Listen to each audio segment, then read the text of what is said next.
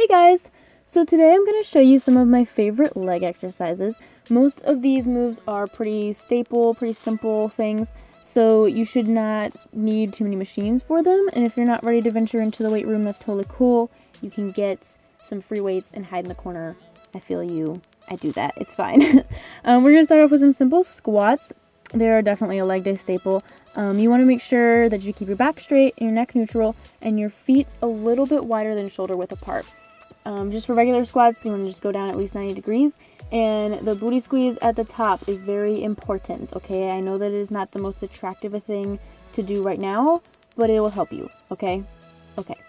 So you can add weight, of course. Here I'm just using a simple kettlebell, but you could use a bar, anything that you want to do. If you widen your stance like this, as I'm doing here, that's called a sumo squat. You can also do them with deadlifts, but they are going to target the booty a little bit more. These weighted squats I am doing on the Smith machine, and you can also, of course, widen your stance there as well and do them sumo style.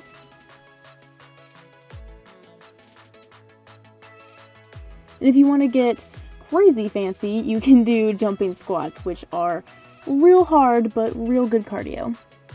Deadlifts are another leg day must. For regular ones, you just want to make sure you're still keeping your back flat, neck neutral, and you want to kind of bend at the hips and then push back. It's kind of a two-step process. It's a little hard to explain, but I try to show it here. I use an easy bar for these most of the time. You could use a full bar or something different, any kind of weight really. This I just find easiest to do. If you do them off of a box, as I'm doing here, with a weight in front like the kettlebell, you can then lower the kettlebell like lower than your feet, if that makes sense. And that kind of just allows you to get deeper into your deadlift. And you can also do them single legs, which single leg work is super good to make sure that your legs are actually the same strength-wise. Like, my left leg is a lot stronger than my right, I discovered. So, yeah, do those, throw those in there, just to make sure that everything is kind of keeping even.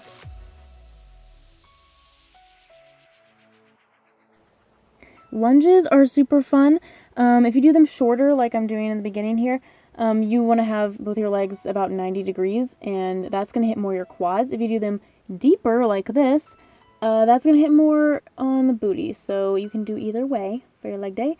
You can get crazy, do some jumping ones. Those are hard. And then, of course, you can add weight in any way that you like to. Using more kettlebells, because kettlebells are life, but it's up to you. These are called good mornings. I absolutely love them. They're an amazing hamstring exercise. Even though they don't look like they're a lot of movement or work, they really are. Your hamstrings are pretty delicate, so don't go too crazy, but you want to, again, do that two-step, bend a little bit, and then bend all the way over, if that makes sense. Just make sure that you're really focusing on bending at the hips, and don't go too deep to hit your hamstrings. Curtsy lunges are something that I really struggle with. I didn't even do them completely correctly here. I'm coming all the way up between each exercise or rep, and you should really try to keep low, but you just want to go back and push mostly through your front foot. The back foot should really just be for balance. And this is a leg press, which you do need a machine for, but it's super fun. Depending on how you place your feet, it can target different parts of your legs, but just a regular shoulder width apart kind of feel is what I'm doing here, and I really enjoy them. They make me feel strong, even though I'm still quite tiny, but it's okay. I'm working on it. And this is a leg extension machine. You can do them regularly like this, and you can also go up with 2 legs and then come down with 1, which, let me tell you, that will kill your quads. I almost cried doing this, but I was trying to do it for you guys on camera. It was rough. But it's worth it, okay? It's worth it for the quad gains.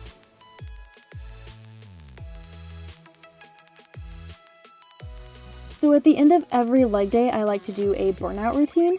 And a burnout is basically where you do an exercise until you cannot do it anymore. You can do something simple like these weighted calf raises that I'm doing, or you can do a shuffling routine, which I started doing in tennis practice, and it hurts, so I put it in my leg days as well. I basically go back and forth as long as I can. I try not to set a number so that I really push myself, and I just try to get a little bit lower each time I go and hold different heights, if that makes sense. Kind of a squat almost. My all-time favorite burnout, however, is from YouTuber Whitney Simmons, and it goes basically like this. There's a long lunge, and then another long lunge, and then a short one, a squat, and a short one on the other side. And she suggested in her YouTube video doing this 30 times. I got news for you. I can do 12 on a good day, so don't go too crazy, but it definitely hurts. It's real good. Thank you guys so much for watching, and I hope you include some of these ideas into your next leg day.